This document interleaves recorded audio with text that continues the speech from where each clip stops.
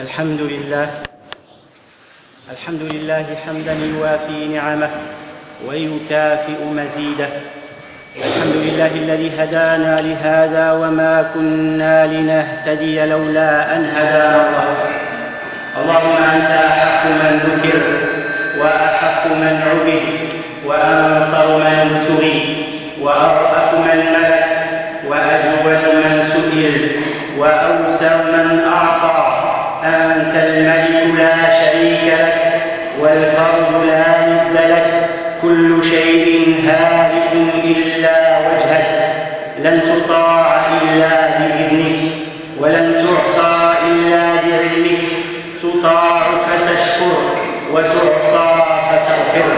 أقرب شهيد وأدنى حفيظ، حلت دون النفوس وأخلت بالنواصي وكتبت الآثار ونسخت الآجال. القلوب لك مفضية والسر عندك علانية. الحلال ما أحللت والحرام ما حرمت والدين ما شرعت والأمر ما قضيت. والخلق خلقك والعبد عبدك وأنت الله الرؤوف الرحيم. وأشهد أن لا إله إلا الله وحده لا شريك له، وأشهد أن محمدًا عبده ورسوله.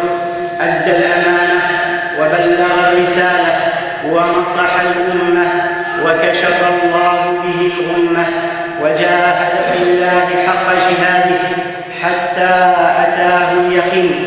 اللهم صل عليه في الأولين وفي الآخرين وفي العالمين وفي الملأ الأعلى إلى يوم الدين. اللهم صل على سيدنا محمد النبي وعلى أزواجه أمهات المؤمنين وعلى ذريته وأهل بيته، كما صليت على آل سيدنا إبراهيم في العالمين إنك حميد مجيد.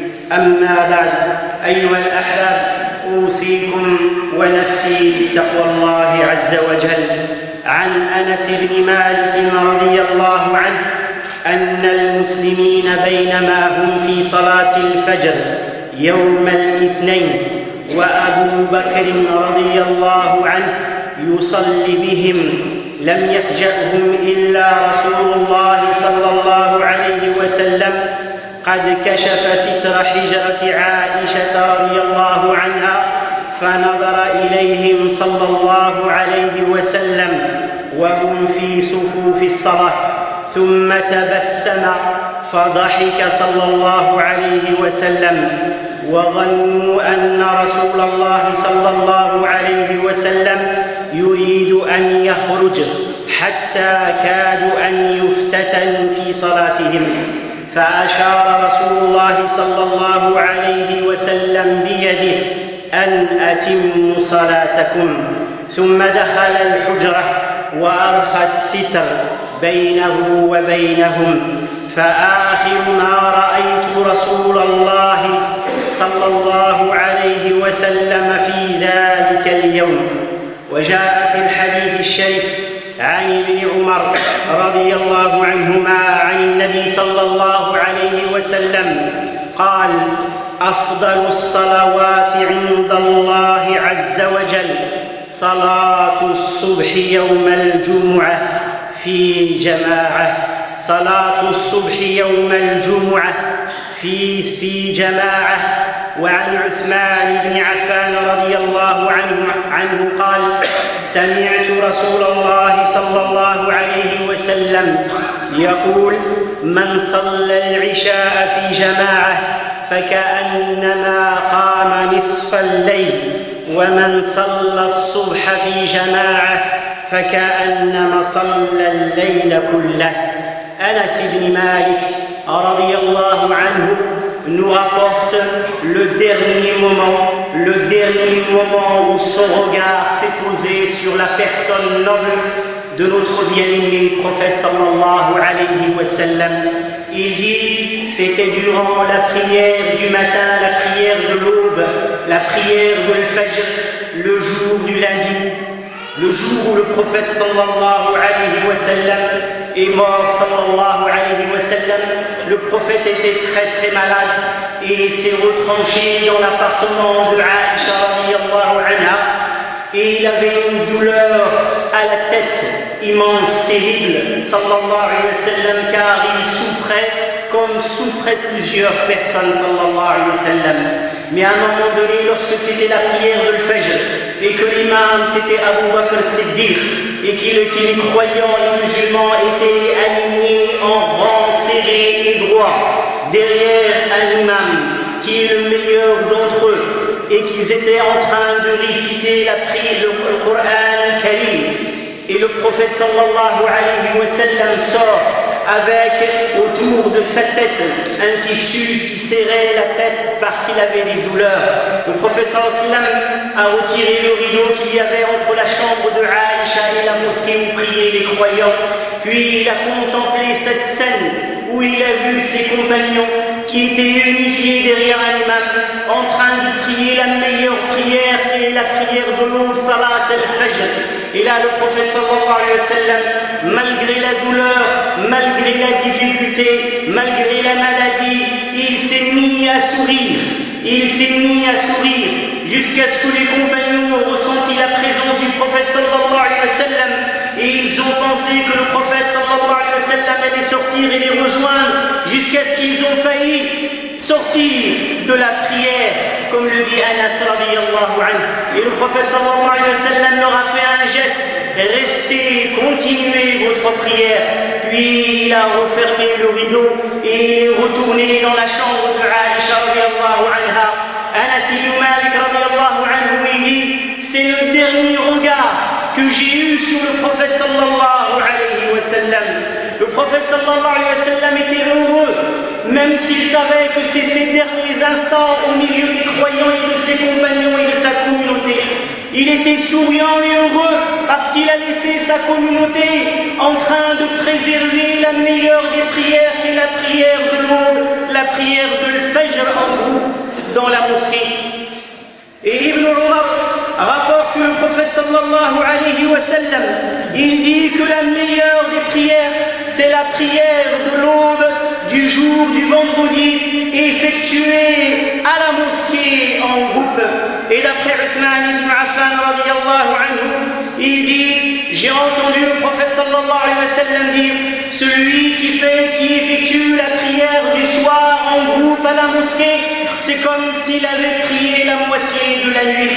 Et celui qui effectue la prière de l'aube à la mosquée en groupe, c'est comme s'il avait prié la nuit tout entière. وعن أبي هريرة رضي الله عنه قال: قال رسول الله صلى الله عليه وسلم: يعقد الشيطان على قافية رأس أحدكم إذا هو نام 3 عقد يضرب على كل عقدة: عليك ليل طويل فارقد، فإن استيقظ فذكر الله انحلت عقدة، فإن توضأ انحلت عقدة، فإن صلى انحلت عقدة، فأصبح نشيطا طيب النفس، وإلا أصبح خبيث النفس كسلان. Le prophète sallallahu alayhi wa sallam, dans ce hadith rapporté par Abu Hurayrata radiyallahu anhu, il nous décrit quelque chose qui se déroule chaque soir dans le monde de l'invisible. Mais lorsqu'on est absent, lorsqu'on oublie ces textes, on a tendance à tomber dans une routine et à oublier ce monde de l'ghaïb qui nous entoure, le véritable monde, celui avec qui nous avons rendez-vous. Le prophète sallallahu alayhi wa sallam dit: chaque soir, quand vous vous couchez, Satan se met au niveau de la nuque de l'un d'entre vous, puis il fait 3 nœuds, et il souffle, et c'est un souffle satanique, diabolique. Allah nous a demandé de demander protection min sharri naffathati fil uqad, contre le souffle des sorcières dans les nœuds. Imaginez, ça ce n'est pas le souffle d'une sorcière, c'est le souffle de Iblis lui-même sur 3 nœuds effectués au niveau de la nuque de chacun d'entre nous. Et quand il souffle, il dit: que ta nuit soit longue, que ta nuit dure, que ton sommeil soit profond. Dors, Et le prophète sallam dit, si la personne se réveille et elle invoque Allah, la première réaction au réveil la nuit, c'est d'invoquer Allah subhanahu wa ta'ala. Si la personne invoque Allah au réveil, il y a un nœud parmi ces nœuds diaboliques et sataniques qui se défait bi'idnillah, par la grâce d'Allah subhanahu wa ta'ala. S'il se lève et il fait ses ablutions, le deuxième nœud se défait. Et s'il prie, le troisième nœud se défait. Celui qui agit comme ça, il se retrouve le matin dans un état de bonne humeur, dans une bonne santé, dans une bonne situation. Et celui qui ne fait pas cela, il se retrouve le matin dans un mauvais état, de mauvaise humeur.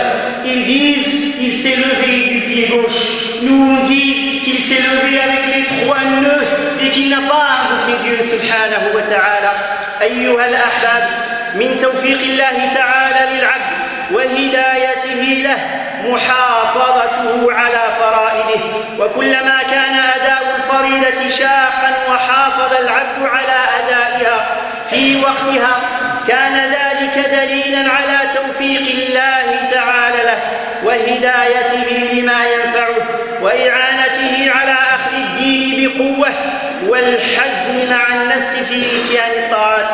فالانتصار الحقيقي هو انتصار الإنسان على نفسه الأمارة بالسوء، والهزيمة الحقيقية هي هزيمة المرء مع نفسه، وصلاة الفجر علامة على ذلكم الانتصار أو الهزيمة.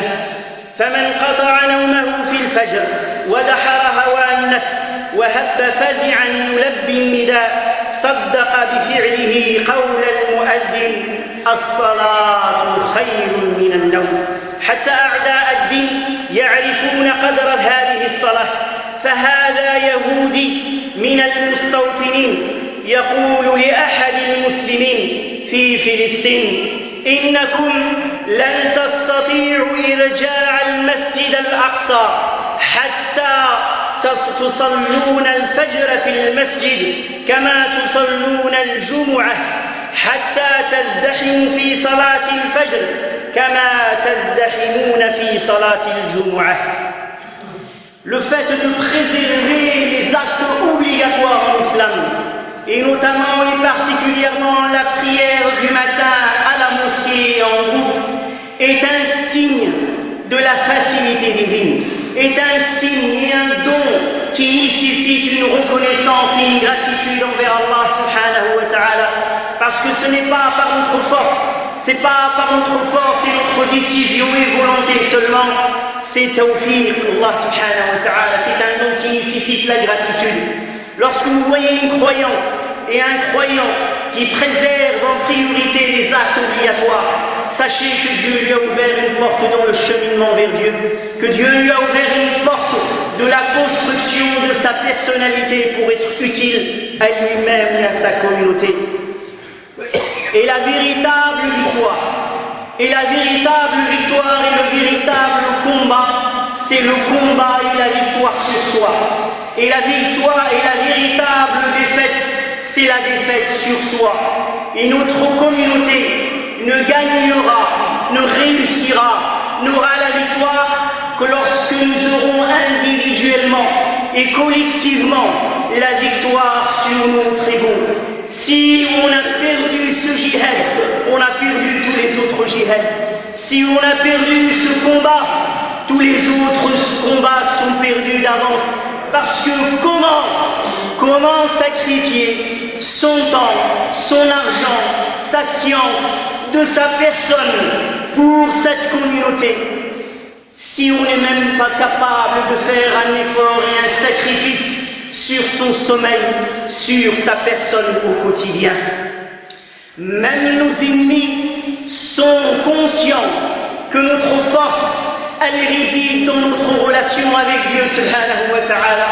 C'est pour ça qu'ils utilisent tous les moyens pour nous occuper et nous préoccuper de l'essentiel. Et on se retrouve dans des discours, dans des théories et dans des apparences. Et on oublie que la victoire se joue principalement et en premier dans la prière de l'Fajr, mais dans le reste des actes obligatoires que Dieu subhanahu wa ta'ala nous a prescrits.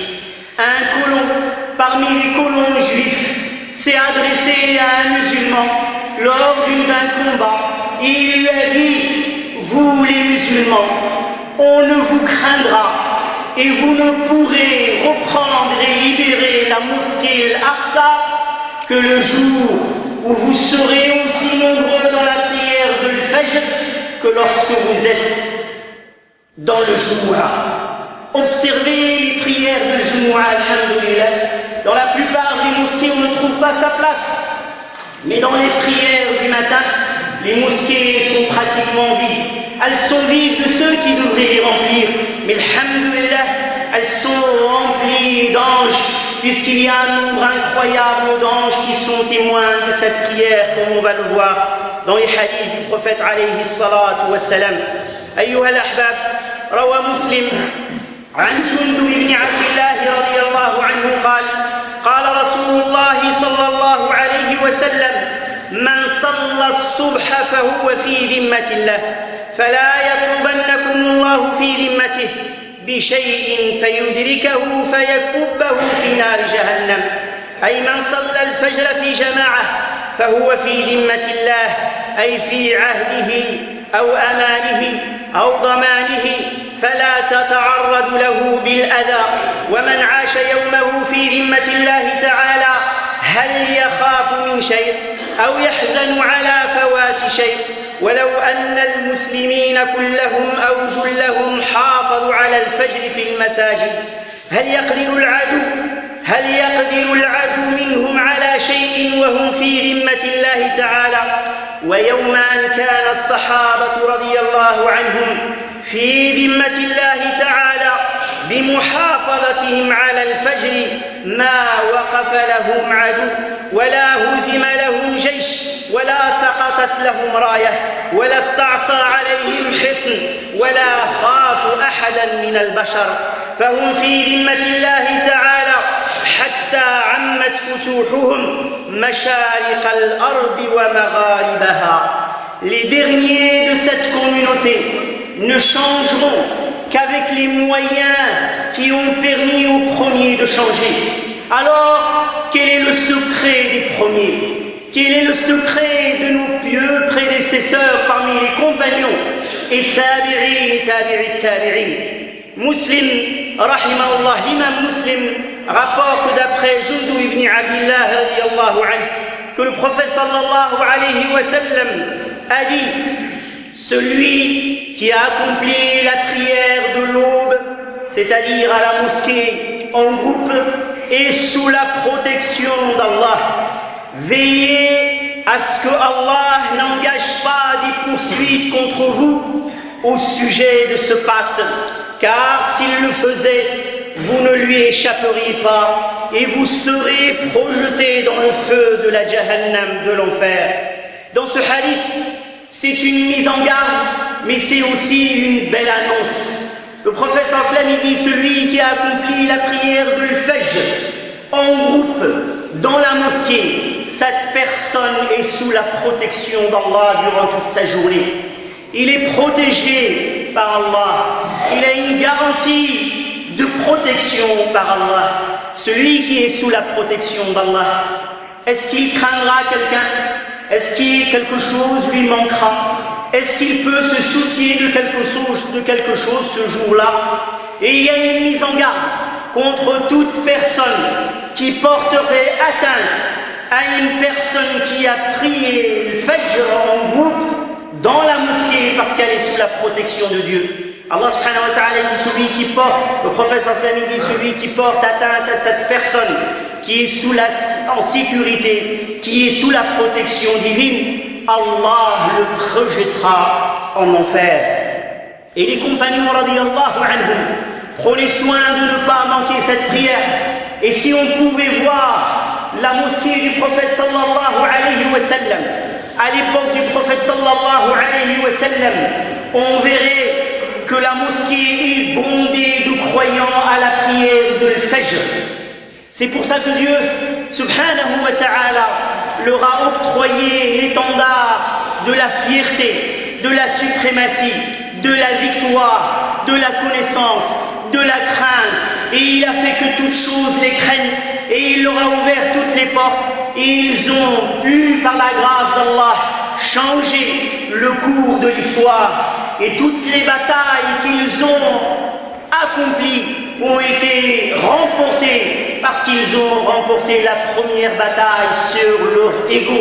Ils ont remporté la bataille sur la paresse, sur leur nefs et sur le diable.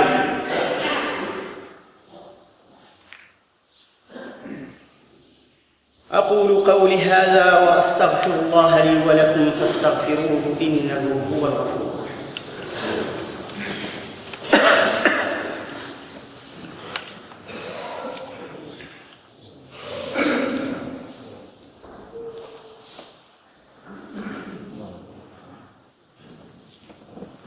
الحمد لله حمدا كثيرا طيبا مباركا فيه، وأشهد أن لا إله إلا الله وحده لا شريك له، وأشهد أن محمدا عبده ورسوله. اللهم صل وسلم وبارك وأنعم على سيدنا محمد وعلى آله وصحبه وسلم تسليما. أما بعد، أيها الأحباب، أوصيكم ونفسي بتقوى الله عز وجل.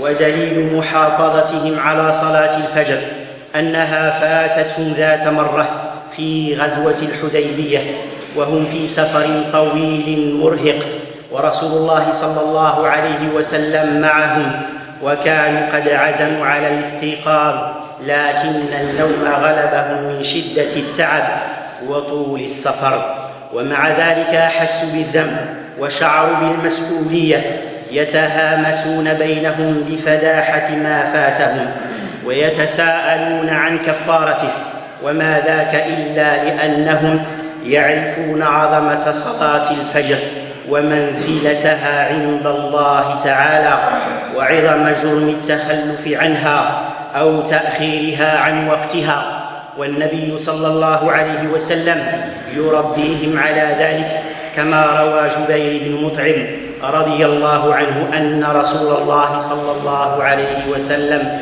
قال في سفر له: من يكلأنا الليلة لا نرقد عن صلاة الفجر، أي يحفظنا ويحرسنا، وربما كلف عددا من الناس بهذه المهمة، ولا يكلها لواحد خشية أن ينام فتضيع الصلاة. أخبر أبو قتادة رضي الله عنه أن النبي صلى الله عليه وسلم كان في سفر له، قال: فمال وملت معه، قال: انظر، فقلت: هذا راكب، هذان راكبان، هؤلاء ثلاثة، حتى صرنا 7، فقال: احفظوا علينا صلاتنا، يعني صلاة الفجر. من منا أيها الأحباب خشي أن تفوته صلاة الفجر ذات مرة لأنه سهر وتعب فوصى سبعة أن يوقظوا، بل 5، بل 3؟ لا أظن أن أحدا فعل ذلك إلا النادر من المسلمين. Parmi les preuves que les compagnons du prophète sallallahu alayhi wa sallam donnaient une extrême importance à la prière de l'aube en groupe à la mosquée. Plusieurs récits. Entre ces récits, les compagnons radiyallahu anhum étaient dans une expédition al-Hudaybiyah. Et c'est une expédition où les compagnons étaient très fatigués. Un long voyage, difficile, harassant. Et ils ont dormi très tard. Et le lendemain, le Fajr, ils n'ont pas pu se réveiller. Et lorsqu'ils se sont réveillés, ils ont éprouvé une culpabilité immense. Et ils se sont mis à se dire les uns et les autres: quel est le moyen de se faire pardonner par Allah après avoir manqué la prière de Fajr, alors qu'ils étaient harassés par la fatigue, par le voyage, et en plus ils étaient dans la voie fi sabilillah. Ce n'est pas ils n'ont pas dormi tard parce qu'ils étaient dans le haram. parce qu'ils regardaient la télé, parce qu'ils étaient dans le riba ou le namima, la médisance.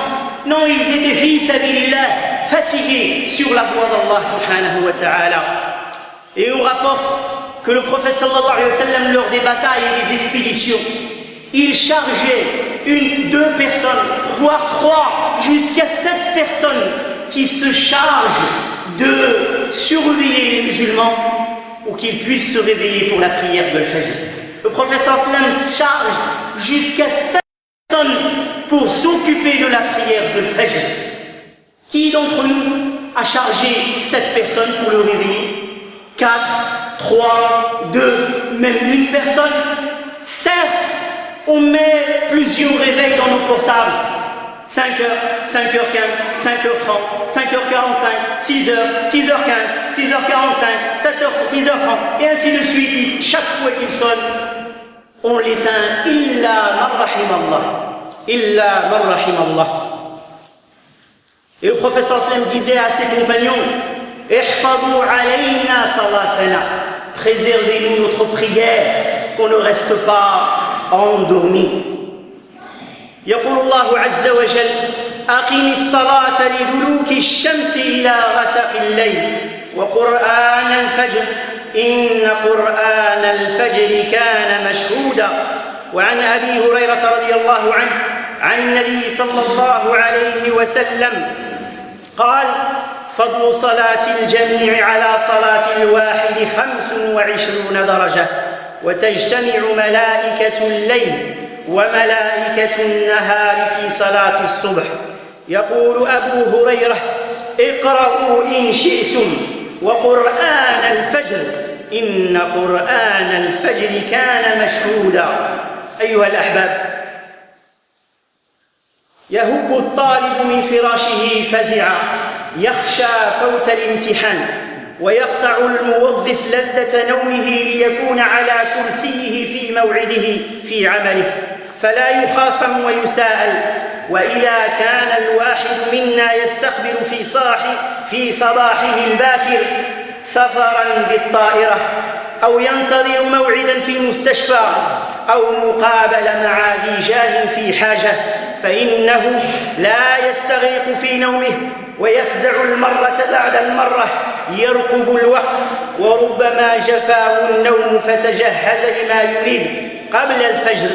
يقول صلى الله عليه وسلم: ركعة الفجر خير من الدنيا وما فيها، وهاتان الركعتان هما سنة الفجر الراتبة، فإذا كانتا خيرا من الدنيا بأجمعها فماذا في ركعتي الفريضة من الأجر وهما خير من السنة الراتبة. Allah subhanahu wa ta'ala dit: accomplis la prière au déclin du soleil jusqu'à l'obscurité de la nuit, et fais aussi la lecture à l'aube, car la lecture à l'aube a des témoins. Les témoins, d'après les savants de l'interprétation et certains compagnons, ici les témoins, ce sont les anges. Les anges de la nuit et les anges du jour se réunissent à la prière du matin et ils sont témoins de cette prière. C'est une prière exceptionnelle qui rassemble les deux groupes d'anges, ces créatures de lumière et nobles qui obéissent à Dieu subhanahu wa ta'ala. Et regardez, est-ce que notre cœur est branché sur la vie dernière ou est-ce qu'il est branché sur la vie d'ici-bas?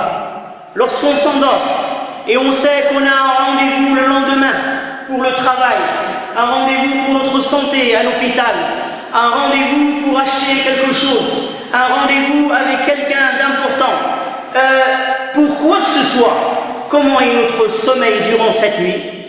C'est un sommeil qui est léger. On se réveille plusieurs fois dans la nuit et on regarde l'heure et on se prépare, voire même le sommeil ne vient pas jusqu'à se rendre à ce rendez-vous. Mais lorsqu'on sait qu'il n'y a pas de rendez-vous, il n'y a seulement que le rendez-vous avec Dieu subhanahu wa ta'ala dans la mosquée avec les anges, seulement, entre parenthèses. Eh bien là, c'est un sommeil profond. Et si on se réveille, on ne ressent aucune tristesse. Saïd ibn Jubayr radiyallahu anhu, ce grand savant tabi'i, lorsqu'il a raté une fois la prière de l'Fajr en groupe, il s'est mis à pleurer. il s'est mis à pleurer, radiyallahu anhu. Une femme est venue se plaindre à moi et elle m'a dit, mon mari m'oblige à faire la prière de l'Fajr à la mosquée. Mon mari m'oblige à faire la prière de l'Fajr à la mosquée. Elle dit, je me retrouve parfois la seule femme dans la mosquée. Qu'est-ce que je dois faire? Ça nous fait sourire.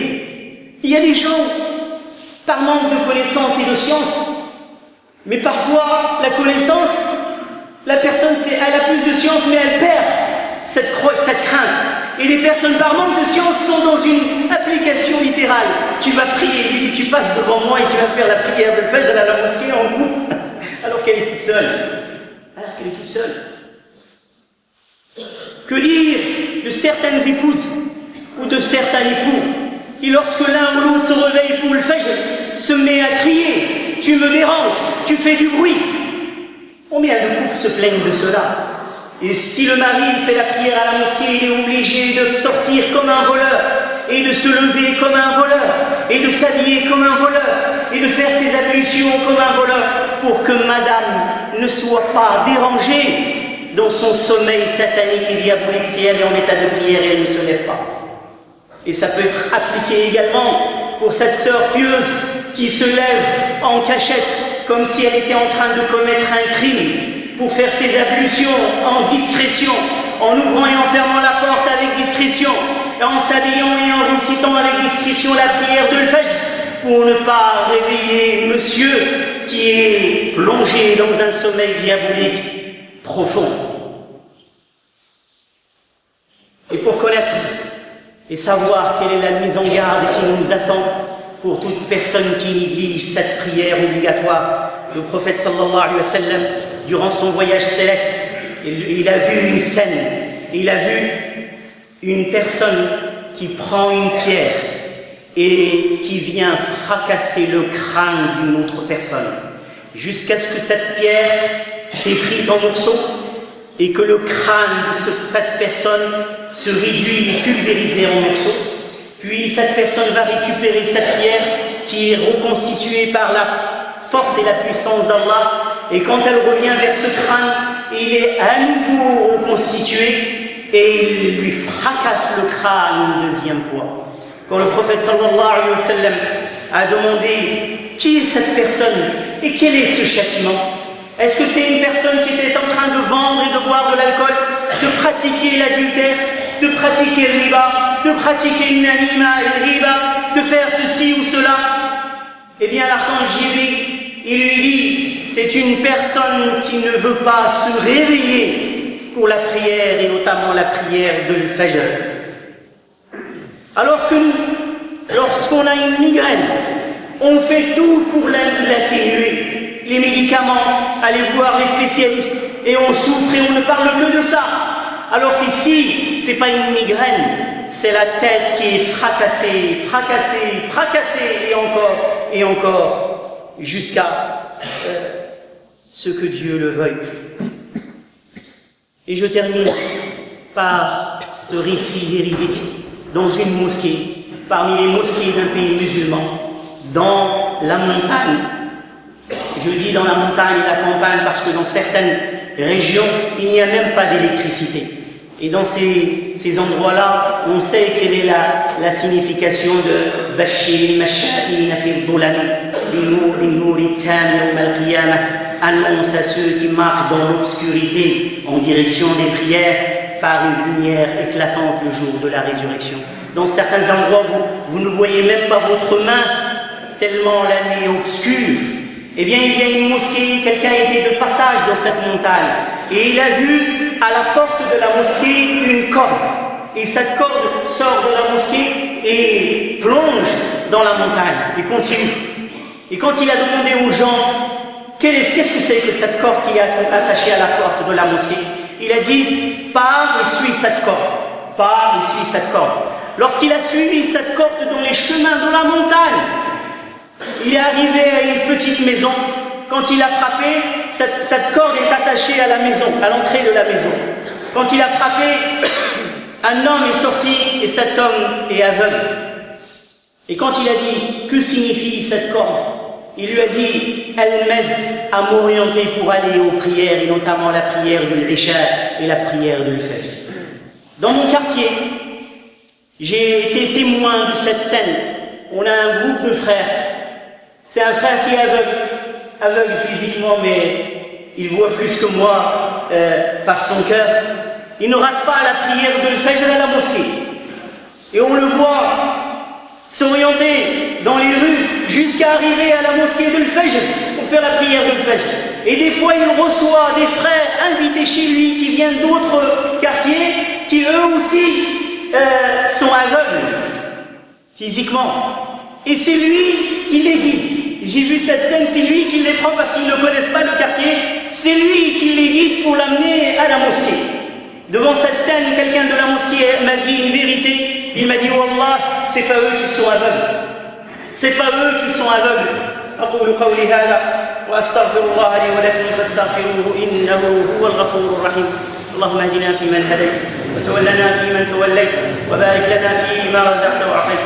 حبب إلينا الإيمان وزينه في قلوبنا وكره إلينا الكفر والفسوق والعصيان واجعلنا من الراشدين ومع الراشدين. اللهم حبب إلينا الصلاة في الجماعة. اللهم حبب إلينا صلاة الفجر. اللهم وفقنا لصلاة الفجر في المسجد برحمتك يا أرحم الراحمين. فلا حول ولا قوة إلا بك. فلا حول ولا قوة إلا بك. اللهم ردنا إلى دينك ردا جميلا. اللهم تب علينا لنتوب. ربنا آتنا في الدنيا حسنة وفي الآخرة حسنة وقنا عذاب النار. اللهم ارحم ضعفنا وتولى أمرنا واشف مرضانا وارحم موتانا. اللهم انصر من نصر الدين. اللهم انصر الإسلام والمسلمين. اللهم كن لإخواننا المستضعفين في كل مكان. اللهم كن لهذه الأمة وليا ونصيرا. اللهم احقن دماءها وحد صفها اجمع شملها اجعلها على قلب رجل واحد. اللهم أيدها وانصرها واستخلفها برحمتك يا أرحم الراحمين. اللهم استعملنا فيما يرضيك ويعز هذه الأمة. اللهم ارحمنا وارحم والدينا وارحم من علمنا وارحم من سبقنا بالإيمان ولا تجعل في قلوبنا غلا للذين آمنوا برحمتك يا أرحم الراحمين. اللهم صل على سيدنا محمد وعلى آله وصحبه وسلم تسليما. اللهم كن لإخواننا في فلسطين. اللهم انصر رجال الأقصى. اللهم انصر رجال الأقصى. اللهم انصر نساء الأقصى. اللهم انصر أطفال الأقصى. اللهم انصر شيوخ الأقصى. اللهم احفظ لنا أقصانا وارزقنا صلاة فيه برحمتك يا أرحم الراحمين. اللهم كن لفلسطين وليا ونصيرا برحمتك يا أرحم الراحمين. اللهم كن لإخواننا في كل مكان. اللهم كن لإخواننا المستضعفين في كل مكان. اللهم تب علينا توبة نصوحا. اللهم أرنا الحق حقا وارزقنا اتباعه وأرنا الباطل باطلا وارزقنا اجتنابه برحمتك يا أرحم الراحمين. ولا حول ولا قوة إلا بالله العلي العظيم. وصلى الله وسلم على سيدنا محمد وآخر دعوانا أن الحمد لله رب العالمين.